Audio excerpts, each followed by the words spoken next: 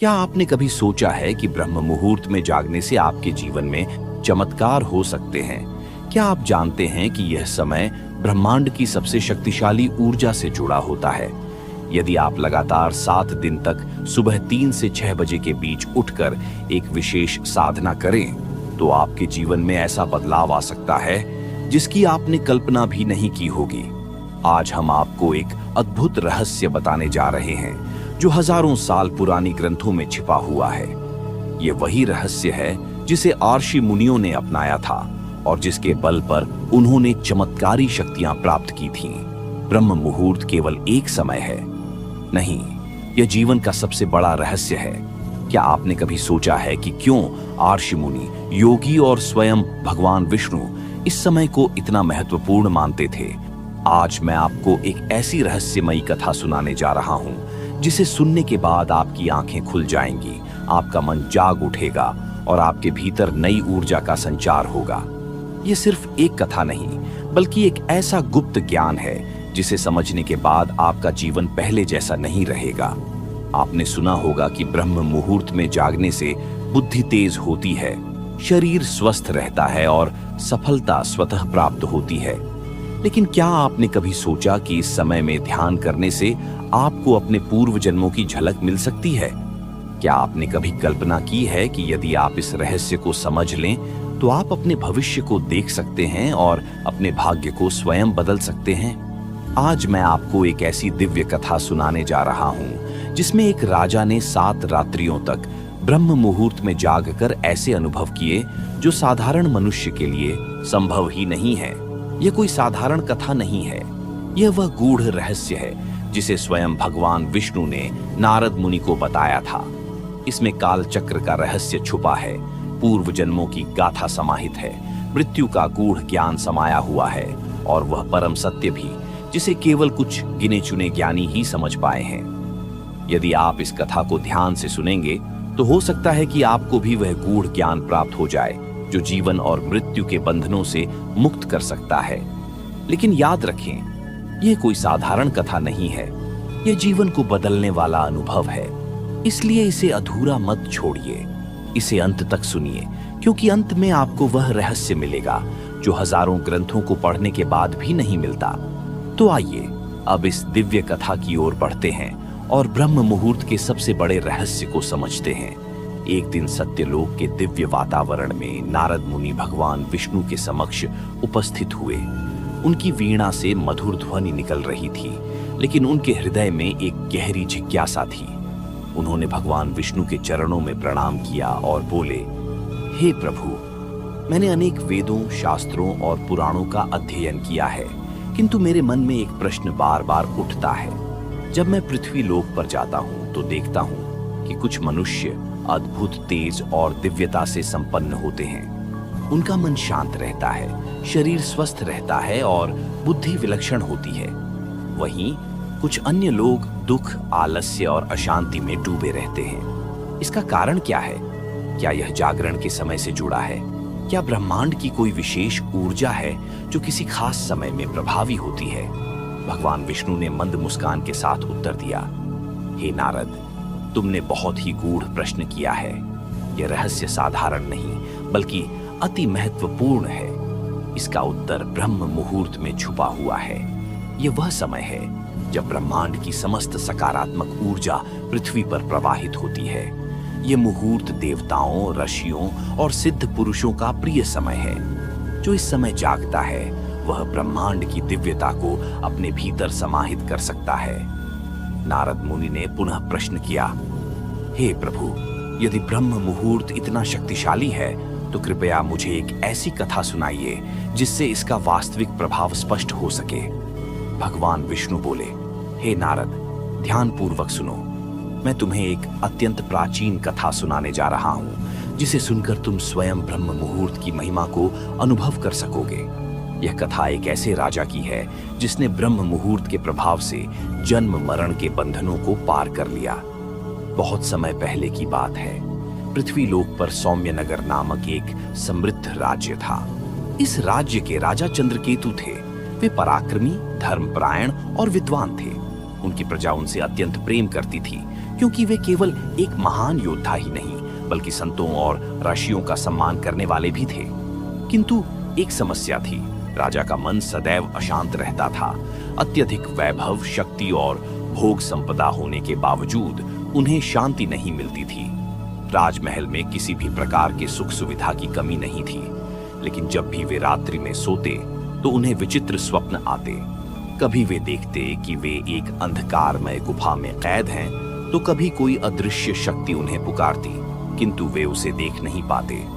समय बीतता गया और राजा की अशांति बढ़ती गई। उन्होंने अपने दरबार के विद्वानों, ब्राह्मणों और ज्योतिषाचार्यों को बुलाया और इस रहस्य का समाधान पूछा। सभी ने अपने अपने विचार प्रस्तुत किए, किंतु किसी के पास सटीक उत्तर नहीं था। फिर एक दिन एक वृद्ध आश महर्षि अत्रि उनके दरबार में पधारे। उनकी आंखों में अपार शांति थी और मुख पर दिव्य तेज था। राजा ने हाथ जोड़कर कहा, हे ऋषिवर, मैं एक राजा हूँ जो दिन रात भोग विलास में लिप्त रहता हूँ, किंतु न जाने क्यों मेरे मन को शांति नहीं मिलती। कृपया मुझे इस कष्ट से मुक्ति पाने का उपाय बताइए। महर्षि अत्रि कुछ क्षण मौन रहे, फिर बोले, हे राजन, तुम्हारी समस्या का समाधान केवल एक ही है। महर्षि अत्रि ने गंभीर स्वर में कहा, तुम्हें ब्रह्म मुहूर्त में जागकर साधना करनी होगी। यही वह पवित्र समय है जब संपूर्ण ब्रह्मांड की ऊर्जा शुद्धतम रूप में प्रवाहित होती है। यदि तुम इस समय का सदुपयोग करोगे तो न केवल तुम्हारे समस्त मानसिक क्लेश समाप्त हो जाएंगे, बल्कि तुम्हें वह दिव्य ज्ञान भी प्राप्त होगा जो जन्म मरण के बंधनों से मुक्त कर सकता है।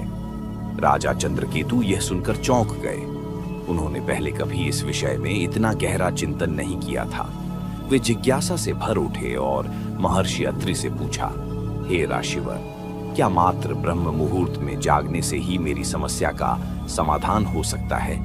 यह कैसे संभव है?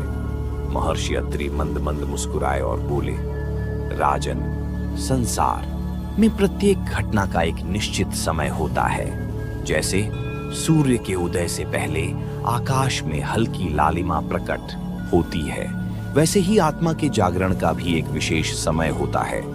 ब्रह्म मुहूर्त में जागकर ध्यान करने से मन शुद्ध होता है, बुद्धि प्रखर होती है और आत्मिक ऊर्जा का स्तर बढ़ता है। किंतु केवल जागना पर्याप्त नहीं, इस समय में तुम्हें ध्यान, मंत्र जाप और आत्मचिंतन भी करना होगा, तभी तुम्हें इसका वास्तविक लाभ प्राप्त होगा। राजा चंद्रकेतु ने निश्चय किया कि वे अगली भोर से इस मार्ग का अनुसरण करेंगे।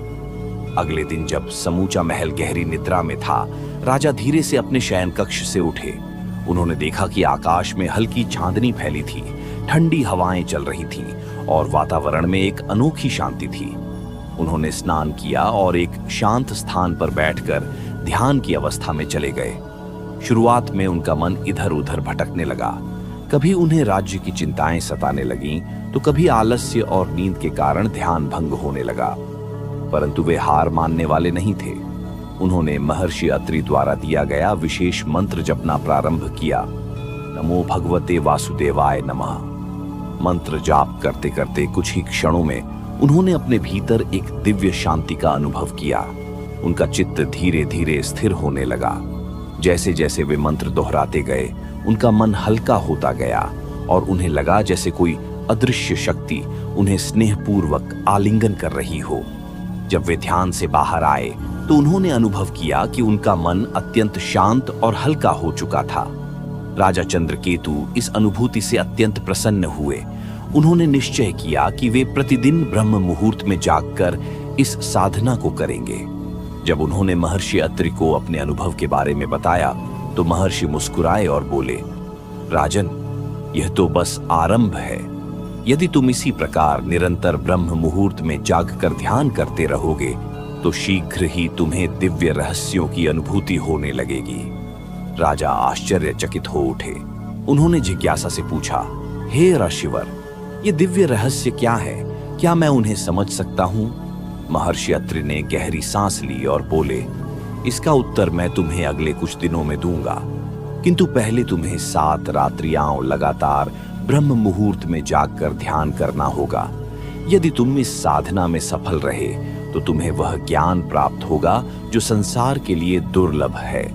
राजा ने संकल्प लिया कि वे इस परीक्षा को अवश्य पूर्ण करेंगे। अगले 7 दिनों तक वे नियमित रूप से ब्रह्म मुहूर्त में उठे, ध्यान किया और महर्षि अत्रि के बताए मार्ग का अनुसरण किया। दूसरी रात्रि जब राजा ने ध्यान करना प्रारंभ किया तो उन्होंने एक अद्भुत अनुभूति की।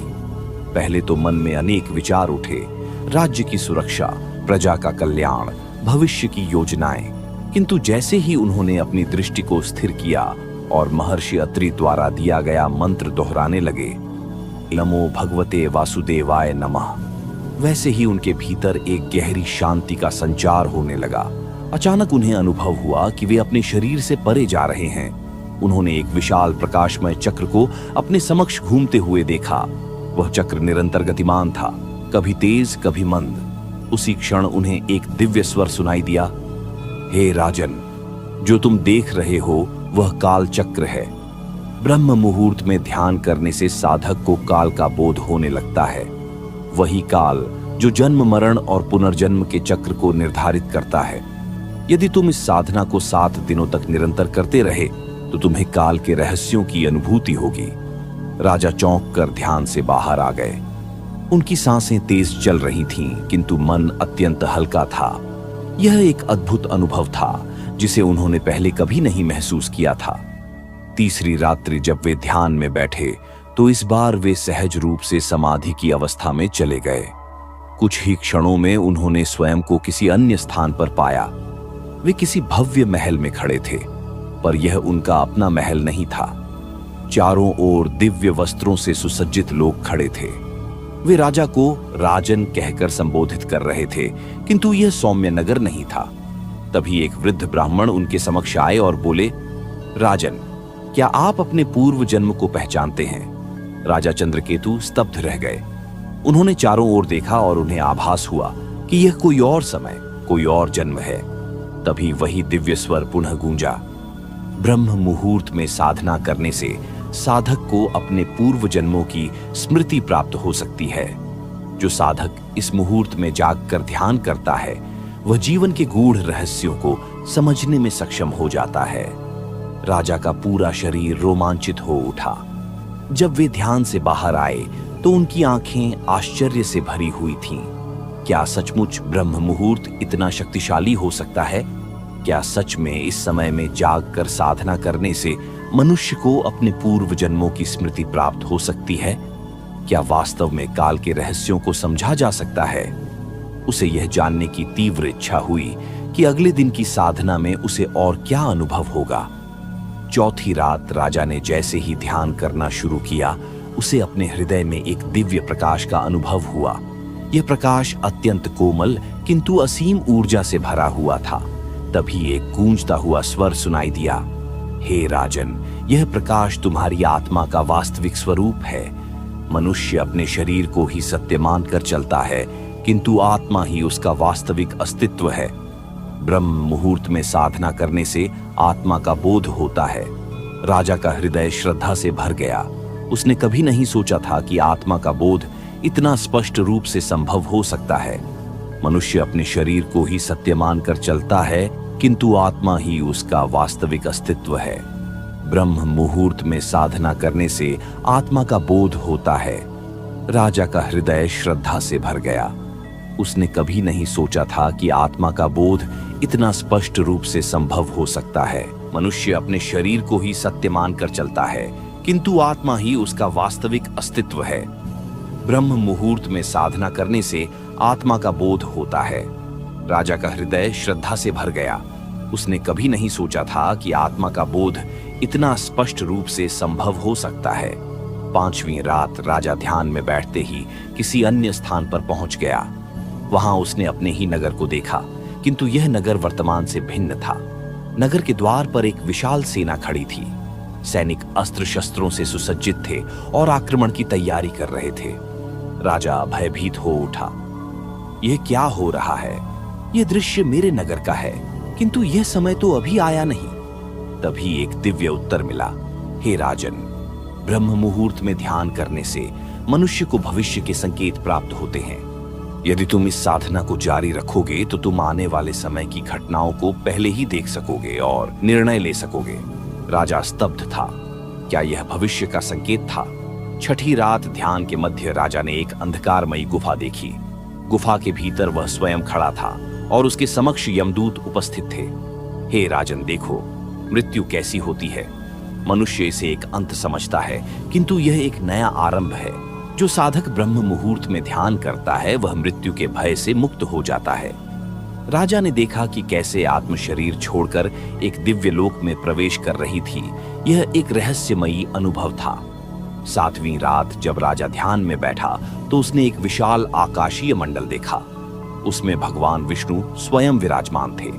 हे राजन, ब्रह्म मुहूर्त का सबसे बड़ा लाभ यह है कि साधक को परम सत्य का साक्षात्कार होता है। ये सत्य न जन्म है, न मृत्यु, न सुख, न दुहक। यह केवल शुद्ध अस्तित्व है। अहम ब्रह्मास्मि राजा चंद्रकेतु की आंखों से अश्रु बहने लगे। जब वह ध्यान से उठा तो उसकी आत्मा पूर्णतः बदल चुकी थी। अब वह जान चुका था कि ब्रह्म मुहूर्त केवल एक समय नहीं, बल्कि आत्मा की मुक्ति का द्वार है। आर्षयत्री का अंतिम संदेश। अगली सुबह राजा ने आर्षयत्री को अपने अनुभव सुनाए। आर्षि मुस्कुराए और बोले, हे राजन, अब तुम ब्रह्म मुहूर्त का वास्तविक महत्व समझ चुके हो। यदि समस्त मनुष्य इस समय में जागकर साधना करें तो वे भी इस परम सत्य को जान सकते हैं। किंतु ध्यान रहे, यह मार्ग कठिन है। धैर्य और समर्पण की आवश्यकता है। राजा ने प्रण लिया कि वह जीवन भर ब्रह्म मुहूर्त में जागकर ध्यान करेगा और अपनी प्रजा को भी इस दिव्य ज्ञान से परिचित कराएगा। यह कथा हमें यह सिखाती है कि ब्रह्म मुहूर्त में साधना करने से मन की शांति प्राप्त होती है। काल चक्र और पूर्व जन्मों का ज्ञान होता है। आत्मा का बोध होता है। भविष्य के संकेत मिलते हैं। मृत्यु का भय समाप्त होता है। परम सत्य का साक्षात्कार होता है। जो इस रहस्य को समझता है वह जीवन मृत्यु के बंधनों से मुक्त होकर मोक्ष के पथ पर अग्रसर होता है। तो मित्रों, यह थी ब्रह्म मुहूर्त की वह रहस्यमयी कथा जिसे जानकर राजा चंद्रकेतु का जीवन बदल गया। क्या आपने महसूस किया कि यह सिर्फ एक कहानी नहीं थी, बल्कि एक दिव्य ज्ञान था जो आपके जीवन को भी बदल सकता है। अब आप जान चुके हैं कि ब्रह्म मुहूर्त केवल एक समय नहीं, बल्कि आत्मा की जागृति का क्षण है। यह वह पल है जब आप अपने भीतर छुपे रहस्यों को जान सकते हैं, अपने पूर्व जन्मों की झलक पा सकते हैं और भविष्य की झलक देख सकते हैं। यह समय केवल योगियों और सन्यासियों के लिए नहीं है, बल्कि हर उस व्यक्ति के लिए है जो अपने जीवन में उन्नति, शांति और सफलता चाहता है। लेकिन मित्रों, यह ज्ञान तभी प्रभावी होगा अगर आप लगातार 7 दिन तक यह नियम अपनाते हैं। तो आपके भीतर ऊर्जा का ऐसा संचार होगा जो आपके जीवन में हर बाधा को समाप्त कर सकता है। ब्रह्मांड की शक्ति आपके पक्ष में कार्य करेगी और आप स्वयं एक चमत्कारी बदलाव महसूस करेंगे। अगर आपको यह ज्ञान उपयोगी लगा तो इसे अधिक से अधिक लोगों तक पहुंचाएं। इस वीडियो को लाइक करें, शेयर करें और चैनल को सब्सक्राइब करें और कमेंट में लिखें, मैं ब्रह्म मुहूर्त की साधना के लिए तैयार हूं, ताकि यह संदेश अधिक लोगों तक पहुंचे। धन्यवाद।